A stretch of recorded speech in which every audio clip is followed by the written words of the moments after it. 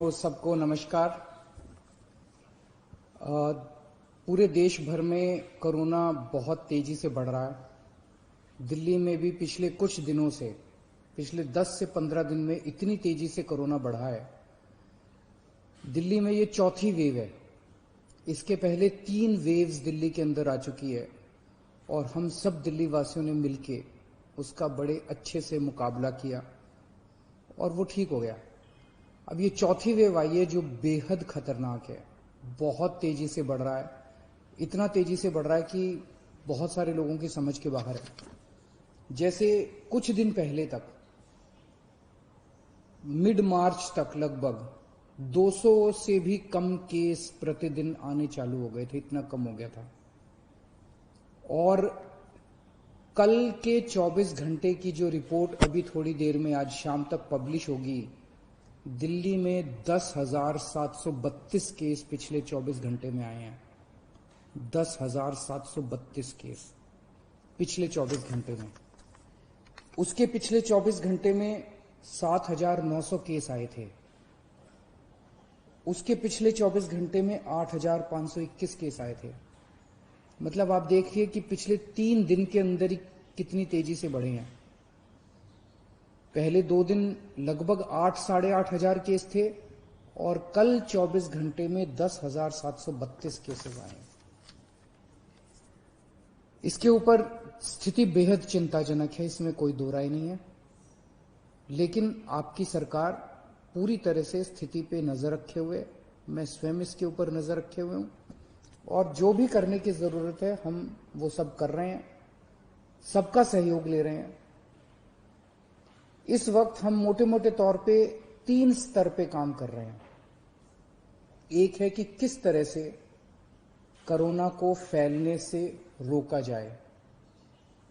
इसमें खास तौर से सरकार अकेले बहुत कुछ नहीं कर पाएगी। दिल्ली वासियों को, आपको सबको इसमें सहयोग देना पड़ेगा। आपने पहले भी बहुत सहयोग दिया, हर बार सहयोग दिया। हर बार जब भी वेव आई, दिल्ली के लोगों ने बढ़ चढ़ के सहयोग दिया, किसी और के लिए नहीं। हमें अपने लिए, अपने स्वास्थ्य के लिए, अपने परिवार के लिए बढ़ चढ़ के कोरोना के सभी प्रोटोकॉल्स फॉलो करने पड़ेंगे। अपनी सेहत अपने हाथ है। अगर हम, अपनी सुरक्षा अपने हाथ है। जो 3 चीजें बार बार बोलते हैं, मास्क पहन के रखिए, सोशल डिस्टेंसिंग कीजिए और बार बार हाथ धोते रहिए। इसमें एक चीज और ऐड कर लो कि घर से तभी बाहर निकलेंगे जब बहुत जरूरी होगा। कुछ दिन की बात है, मुझे पूरी उम्मीद है जैसे पिछली 3 वेव चली गई वैसे ये चौथी वेव भी चली जाएगी। तो अभी फिलहाल ज्यादा से ज्यादा कोशिश करें कि घर पे ही रहें, घर से बाहर तभी निकलें जब बहुत जरूरी हो। हम लॉकडाउन नहीं लगाना चाहते, लेकिन कल सरकार को मजबूरीवश कुछ रिस्ट्रिक्शंस के ऑर्डर किए गए हैं। जैसे बसों में अब 50% लोग बैठ सकेंगे, मेट्रो में 50% की ऑक्यूपेंसी हो सकती है, बार्स रेस्टोरेंट्स के अंदर 50% की ऑक्यूपेंसी। इस तरह से कुछ कई सारे रिस्ट्रिक्शंस कल लगाए गए हैं। आप ही के लिए लगाए गए हैं, आप ही की सेहत के लिए, आपकी सुरक्षा के लिए लगाए गए हैं। आपसे अपील है कि उनको सबको अच्छे से फॉलो करें। तो एक तरफ हम कोरोना को रोकने की कोशिश, स्प्रेड को रोकने की कोशिश कर रहे हैं। दूसरी तरफ इतनी तेजी से जब कोरोना के मरीज बढ़ रहे हैं, किसी को कोरोना होता है तो वो फिर या तो होम आइसोलेशन में जाता है और या फिर अस्पताल की तरफ जाता है।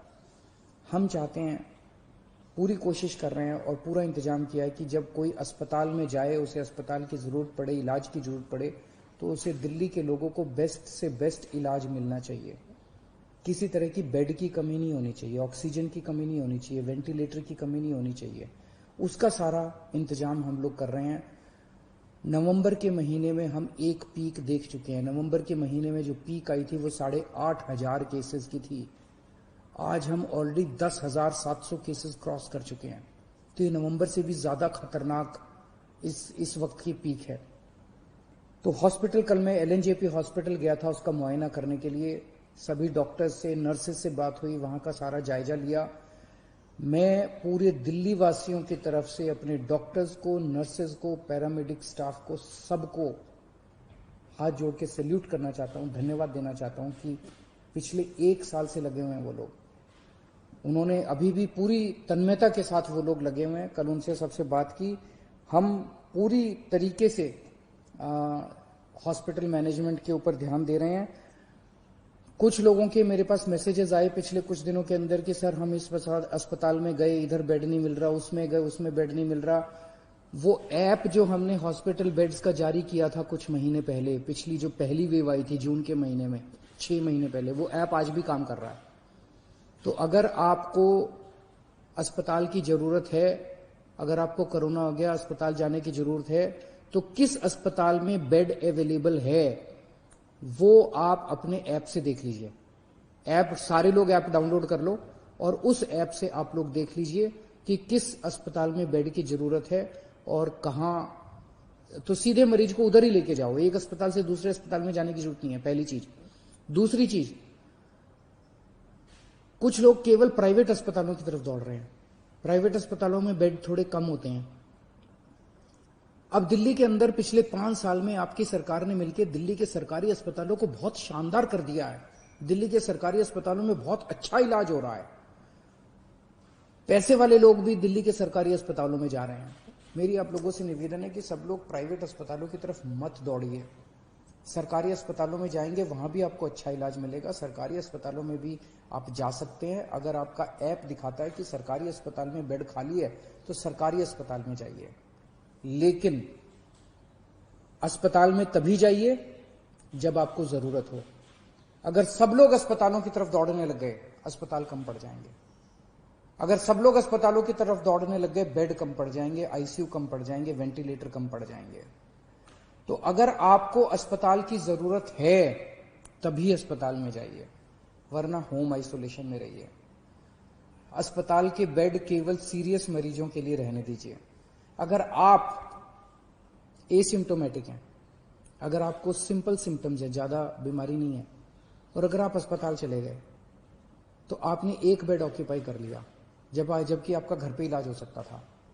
और अगर कोई सीरियस मरीज आता है अस्पताल के अंदर, उसको बेड नहीं मिलेगा, उसको बाहर वेट करनी पड़ेगी, उसकी मौत हो सकती है, सीरियस मरीज की मौत हो सकती है, उसको अस्पताल की जरूरत है। इसलिए मेरी हाथ जोड़ के सबसे विनती है कि कई लोग मैंने देखा वो कहते हैं जी मैं तो अस्पताल जाके एडमिट हो जाता हूं, घर में दूसरों का ना हो जाए। घर के अंदर होम आइसोलेशन कीजिए, हमारी टीम आपके घर आएगी, आपको सारा गाइडलाइंस वगैरह सब बता देगी, ऑक्सीमीटर देके जाएगी, आपको बता देगी कैसे होम आइसोलेशन करना है, आपके साथ हम संपर्क में रहेंगे। दिल्ली के अंदर दुनिया का सबसे बेहतरीन होम आइसोलेशन का प्रोग्राम चल रहा है, उसका फायदा उठाइए आप।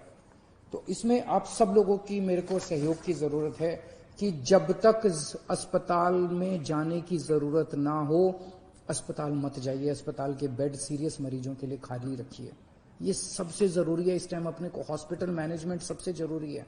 दुनिया भर के अंदर मैंने देखा है किस तरह से अस्पताल कम पड़ जाते हैं।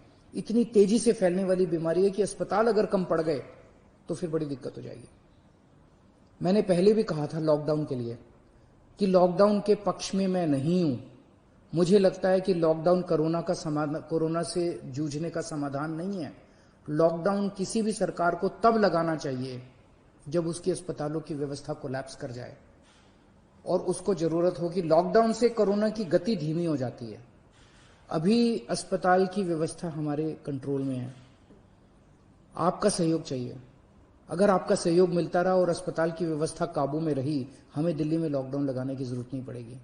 लेकिन अगर अस्पतालों के अंदर बेड्स की कमी होने लगी और अगर अस्पतालों के अंदर बेड्स नहीं मिलने लगे तो कहीं ऐसा ना हो कि दिल्ली में लॉकडाउन लगाना पड़े। हम दिल्ली में लॉकडाउन लगाना नहीं चाहते, आपका सहयोग चाहिए। और तीसरी चीज, एक हम कर रहे हैं कि स्प्रेड नहीं होना चाहिए, दूसरा हॉस्पिटल मैनेजमेंट, और तीसरा वैक्सीनेशन। आज एक बहुत अजीब विरोधाभास है। कोरोना की दवाई आ गई है, वैक्सीन आ गया है, और उसके बावजूद कोरोना इतनी तेजी से फैल रहा है। हमें कोरोना को हराने के लिए कोरोना से ज्यादा स्पीड पे वैक्सीनेशन करना चाहिए था। जिस तेजी से कोरोना फैल रहा है उससे ज्यादा बड़ी स्पीड से अगर हम वैक्सीनेशन कर देते, हम कोरोना को काबू कर सकते थे। हमारी कोरोना की गति बहुत धीमी है। मैंने केंद्र सरकार से कई बार हाथ जोड़ के निवेदन किया है, केंद्र सरकार को चिट्ठी भी लिखी है, प्रधानमंत्री जी को भी चिट्ठी लिखी है कि ये जितने रिस्ट्रिक्शन लगा रखे हैं वैक्सीनेशन के ऊपर, सब रिस्ट्रिक्शन हटा दीजिए। अभी तो ऐसे जरूरत है कि सरकार, हमारी सरकार तैयार है, दिल्ली सरकार तैयार है, हम घर घर जाके कोरोना की वैक्सीन लगाने को तैयार है। हमारे स्टाफ जो है वो घर घर जाके वैक्सीनेशन लगाने को तैयार है। 2 महीने 3 महीने के अंदर, मैं अभी मुख्यमंत्रियों की जब बैठक हुई उसमें और भी 2-3 मुख्यमंत्रियों ने कहा कि हम 3 महीने के अंदर पूरे अपने राज्य को कोरोना की वैक्सीन लगा देंगे। आप ये रिस्ट्रिक्शंस हटा दीजिए, 45 साल से ऊपर वालों को लगेगी। दिल्ली के अंदर जो मेरा डेटा है वो ये दिखाता है कि 65% मरीज दिल्ली के अंदर जो अब कोरोना के आ रहे हैं वो 35 साल से कम उम्र के हैं। तो अगर 65% मरीज 35 साल से कम उम्र के हैं तो कोरोना रुकेगा कैसे? कोरोना की साइकिल कैसे टूटेगी? वो तो तभी टूटेगी ना जब वैक्सीनेशन लगेगा। तो मेरी केंद्र सरकार से निवेदन है, केंद्र सरकार ने बहुत रिस्ट्रिक्शन लगा रखे हैं कि सेंटर नहीं खोल सकते, ज्यादा सेंटर नहीं खोल सकते, इस उम्र से कम लोगों को नहीं दे सकते। अभी तो हमें लार्ज स्केल के ऊपर, युद्ध स्तर के ऊपर सारी मशीनरी हमें वैक्सीनेशन के ऊपर लगा देनी चाहिए। इससे बड़ा विरोधाभास क्या हो सकता है कि हमारी वैक्सीन आ गई और उसके बावजूद हम कोरोना से लड़ रहे हैं, कोरोना इतना तेजी से फैल रहा है। तो अगर हम कोरोना की वैक्सीनेशन बहुत तेज कर दें तो ये इसका एक समाधान हो सकता है। कुछ लोगों के मन में, जैसे अभी पूरे देश भर से रिपोर्ट आई, एक अस्पताल में 37 डॉक्टर्स जिन लोगों को वैक्सीन लगी थी, दोनों डोज लगी थी, उनको भी कोरोना हो गया। एक और उत्तर प्रदेश से एक अस्पताल से रिपोर्ट आई, एक महाराष्ट्र से एक अस्पताल से, कि कई सारे ऐसे लोग हैं जहां पे जिन लोगों ने दोनों डोज ले ली उसके बावजूद भी कोरोना हो रहा है। तो लोग पूछ रहे हैं कि यार ये वैक्सीन लगाने से कोई फायदा है? तो मैंने कई एक्सपर्ट से बात की, कई डॉक्टर से बात की, उन सबका ये कहना है कि वैक्सीन लगाने से आपको सीरियस बीमारी नहीं होती। कोरोना दोबारा हो सकता है, वैक्सीन लगाने के बावजूद भी आपको मास्क पहनना चाहिए, सारी प्रिकॉशन लेनी चाहिए, लेकिन कोरोना फिर भी हो सकता है, लेकिन वो कोरोना सीरियस नहीं होगा, आपकी डेथ नहीं होगी, आपको हो सकता है आईसीयू में जाने की जरूरत ना पड़े, कोरोना की सीरियसनेस काफी कम हो जाएगी। इसीलिए वैक्सीन का फायदा है। तो जो लोग आज, केंद्र सरकार जब भी इसको खोलेगी रिस्ट्रिक्शंस को, बहुत अच्छी बात होगी, लेकिन जो लोग आज एलिजिबल हैं, 45 साल से ऊपर की उम्र के हैं, वो तो कम से कम सारे तुरंत जाके कोरोना की वैक्सीन लगवा लीजिए, अपनी सेफ्टी के लिए, अपने परिवार की सेफ्टी के लिए। हमने टेस्ट दिल्ली में बहुत ज्यादा बढ़ा दिए हैं। पिछले कुछ दिनों पहले तक 80-85 हजार टेस्ट डेली हो रहे थे और पिछले कुछ दिनों से 1,10,000 टेस्ट डेली हो रहे हैं। रात दिन पूरा स्टाफ, पूरे ऑफिसर्स काम करने में लगे हुए हैं और आपकी सेहत के लिए जो भी जरूरत पड़ेगी हम सभी करेंगे। मेरी सभी पॉलिटिकल पार्टीज से निवेदन है, अपील है, आइए सब मिलके काम करते हैं। ये वक्त राजनीति करने का नहीं है, ये वक्त एक दूसरे के ऊपर फिंगर पॉइंटिंग का नहीं है, ये वक्त एक दूसरे के ऊपर छीटाकशी करने का नहीं है, बाद में कर लेंगे राजनीति। सब मिलके अभी तो अब दिल्ली वासियों की सेवा करते हैं और मैं सभी लोगों से अपील करता हूं, पिछली बार आप सबने सहयोग किया था, हम केंद्र सरकार से पूरा सहयोग ले रहे हैं। मैं सभी डॉक्टर्स से अपील करता हूं, सभी डॉक्टर्स की एनजीओ से अपील करता हूं, सभी धार्मिक संस्थानों से मैं हाथ जोड़ के अपील करता हूं, सभी सामाजिक संस्थानों से, एनजीओ से अपील करता हूं कि ये चौथी वेव बेहद खतरनाक है इंसानियत के लिए। हम सब लोग फिर से एक साथ वापस एक साथ जुड़ें और इस चौथी वेव का सामना करें। कुछ लोग कहते हैं, जब मैं उनको कहता हूं कि मास्क क्यों नहीं पहना हुआ, कहते हैं सर 1 साल हो गया, अब थक गए हैं। अब ये सोचो, वो डॉक्टर जो 1 साल से और नर्स और जो पैरामेडिक स्टाफ 1 साल से अस्पताल के अंदर रात दिन 24 घंटे आपका इलाज कर रहा है, वो नहीं थका? वो तो आपसे ज्यादा थक गया है। अगर वो 24 घंटे पिछले 1 साल से काम कर सकता है, अपनी जिंदगी दांव पे लगा के कर सकता है, तो आप कम से कम मास्क तो पहन ही सकते हैं।